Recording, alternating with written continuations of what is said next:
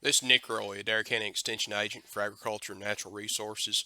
Wanted to take a few minutes to visit with you again. If you're like me and been watching the 10-day forecast the last few days, it looks like there's a chance that we may see some sunshine in our future. A lot of things on people's minds, of course, time of year be starting to think about fertilizing hay and pasture fields.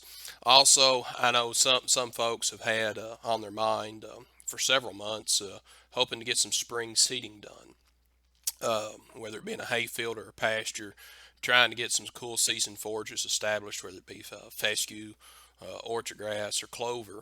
Um, so we want to talk a little bit in detail about seeding those crops. There's a lot of things that we want to do right in order to ensure success in the establishment of those crops. We could start off by saying we want to do it at the right time. Obviously, spring seeding is not the most ideal scenario for cool season grasses such as tall fescue and orchard grass. We would prefer to seed those in the fall for many reasons. We've got a longer time period for those roots to get established before summer. Summers are hot and sometimes dry, and that can be very stressful on a spring seeded grass.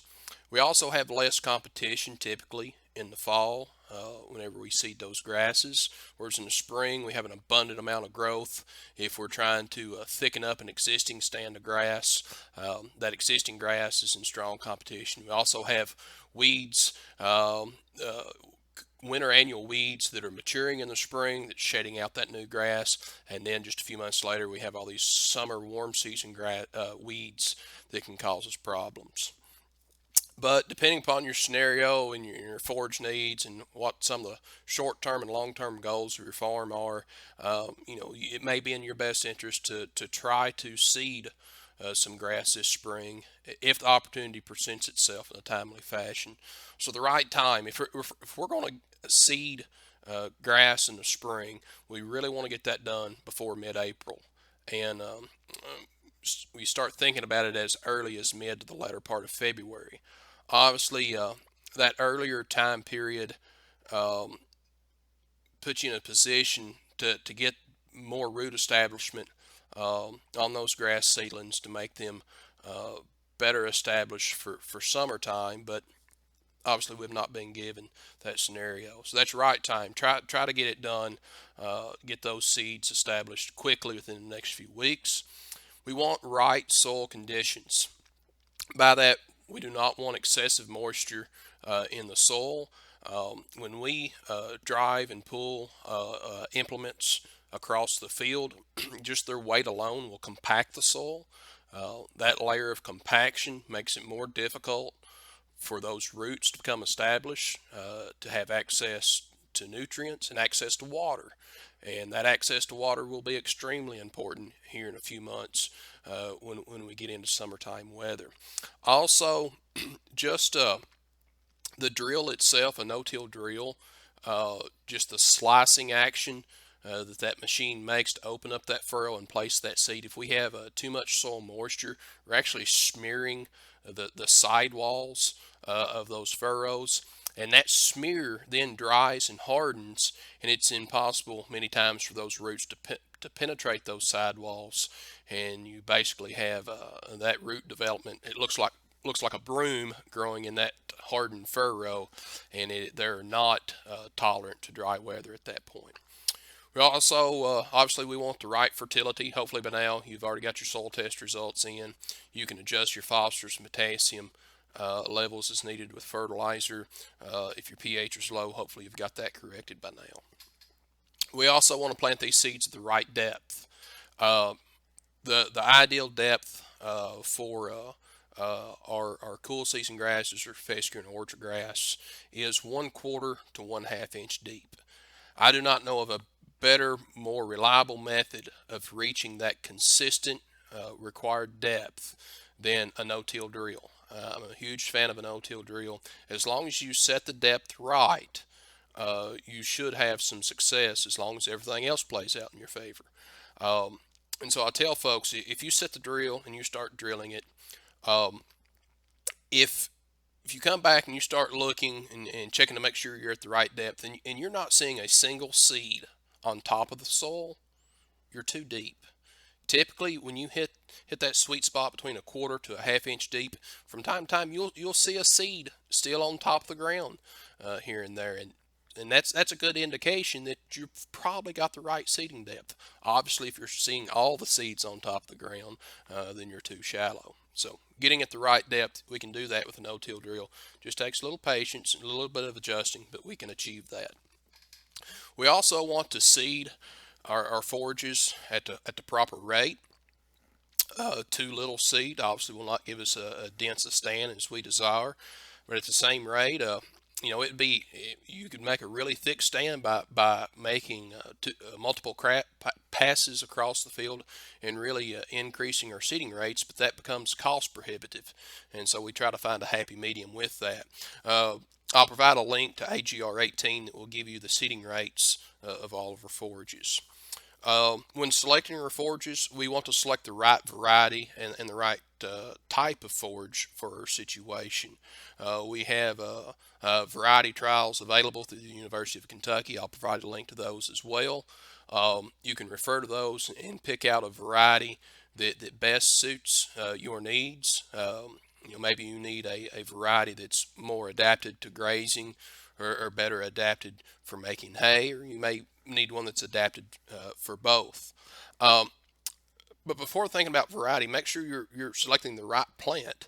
I say that because many times one of the biggest challenges in spring seedings is the competition that exists. And so if you're trying to thicken up an existing stand of grass, that newly seeded grass is going to get shaded during that establishment period. Orchard grass typically tends to be far more tolerant to shade than tall fescue. And so for spring seedings, trying to thicken up a hayfield or thicken up a pasture, I lean toward orchard grass as my go-to option. At the same time, we want to get the weed situation or the existing vegetation a little bit under control. That's another thing we want to do right. And so we've got a few options there. If it's just the existing grass that we're challenged by, we can manage that growth some by grazing. This is the one time you'd want to have that area overgrazed, grazed very tight. You can graze for a few days after you drill it, but as soon as you see the grass start coming up, pull the cattle off. Also, if it's really wet and muddy, which it's probably going to be, that's probably not a time to be leaving those cows on there after seeding, just because we're going to turn up the soil some more with the cows on the field. Weeds, it's hard to manage weeds at the time of establishment. Um, a lot of folks would like to apply some 2,4-D to maybe knock out a few weeds. The problem is as a growth hormone regulator, 2,4-D can have some negative impacts on the germination and establishment of cool season grasses and legumes. Typically, it's been researched fairly heavily. We're looking about 30 days out after making a 2,4-D application before we can start thinking about seeding. Obviously, 30 days out from now is going to get us practically too late to be thinking about seeding any of these species that we're thinking of. There is several products on the market that contain both 2,4-D and dicamba. If you study the label closely on some of those, if you have a weed that can be controlled or suppressed with a very low rate of that product, then you might consider that. One product label, for example, I was reading a few days ago, is a product called Rifle D, contains dicamba and 2,4-D. The label suggests waiting 10 days per pint that you apply before seeding grasses. And so there are a few weeds that can be controlled with a 1 pint per acre application. You need to wait 10 days to then do your seeding. It'll also be important during those 10 days that you get some rainfall to help that product break down. That might be one option you consider though, but you really need to look at the label, make sure you understand those precautions thoroughly, and make sure that whatever weed that you're trying to tackle, that the product will actually have some impact uh, on it. Um, but you got two other weed control options in this scenario. Obviously, one is to use glyphosate and remove everything that's there. But your existing fescue and orchard grass and clovers and such will also be knocked out, and that may not be desirable in the situation. Another product that you might consider in that scenario would be Paraquat. Paraquat is referred to as a burn down herbicide. It will typically remove small rooted annual plants, whether they be a weed or a grass. If they have much growth on them or much of a root system on them, then it will just burn them back heavily, but they will eventually start growing back. Your existing fescue and orchard grass and clover, you can expect a severe burn and yellowing of those plants. If those plants were otherwise healthy, well established with a good root system, and say that's the only stress that they're faced with, those plants will typically come back and recover from that application. However, if this was a hay field, don't expect for those plants to recover enough to make a worthwhile cutting of hay in May. Uh, Essentially, those existing plants of fescue and orchard grass will be stunted to the point that you'll likely not be ready to make any hay on that area until the newly seeded grass that you've just established gets up large enough. And so, why would you do that? To give your newly seeded grass a better chance of survival and establishment. Um, so after establishment, we've fertilized, picked a good variety, used the right amount at the right depth, and we've been controlling the existing vegetation. We still have to do a good job managing this newly established forage crop. And so when it comes time to the first grazing, you want plenty of height on that grass. You want good root establishment. You want to avoid grazing in very wet conditions, which you could have some hoof damage. You also want to avoid overgrazing. Typically, 3 to 4 inches is as short as you will want to graze in order to maintain a good stand. Provide plenty of rest in between grazing. We want good regrowth and try to maintain a canopy to try to shade out any potential weeds that may be coming up in the future. So the same principles can be applied whenever we're cutting these newly established stands for hay, or even old stands of grass for hay. If we want our grasses and legumes to last longer, we have to manage our cutting height as well. And so if we set our cutter bar down to just 1 or 2 inches deep, and we're collecting dirt along the way with the blades, the long-term outlook for forage is not going to be good. So we want to provide at least 3 to 4 inches, leave at least 3 to 4 inches of stubble whenever we are mowing those fields of hay, and provide time for regrowth and to help shade out those weeds. Um, and so some other things to consider, if you're thinking, I really do not want to take a risk on trying to establish some grass seed right now, but I'd like to get something in production. Um, the chances of this option becoming available quickly as it needs to may be slim, but spring oats is a crop that, if established during the month of March, can provide us some fairly quick production and respectable production, typically used for a hay crop. And so, if the opportunity presented itself and it was dry enough, and conditions were good, to drill some spring oats, whether it be in like a bare field or a very nearly bare field, or it's a field that you apply some glyphosate on to remove existing vegetation, then seeding those spring oats now would likely result in a hay harvest at earliest late May. You may be looking more like early June. Depends a little bit on what kind of weather and temperatures we have between now and then. Another option to keep in mind are summer annuals.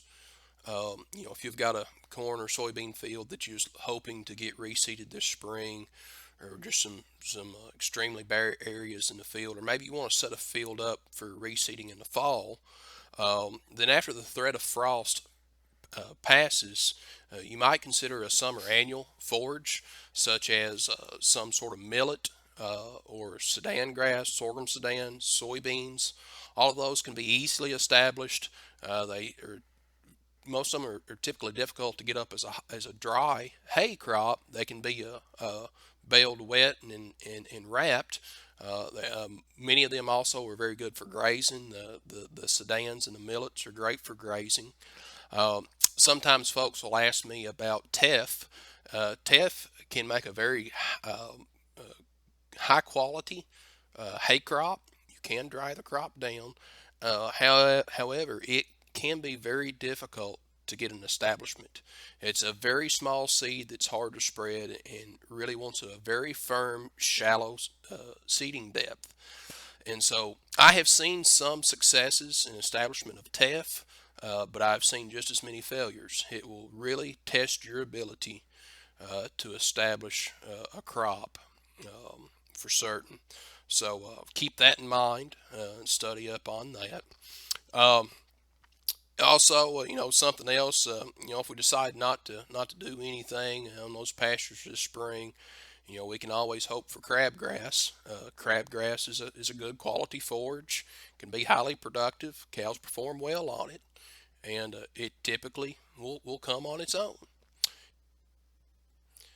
And so those are just some considerations or possibly food for thought as you're considering possibly establishing some cool season grasses here shortly this spring. If you've got any other ideas or thoughts or suggestions or questions, feel free to leave me a message or give me a call. Our extension office phone number is 270-384-2317. My cell phone is 270-634-1105. Hope you enjoyed this.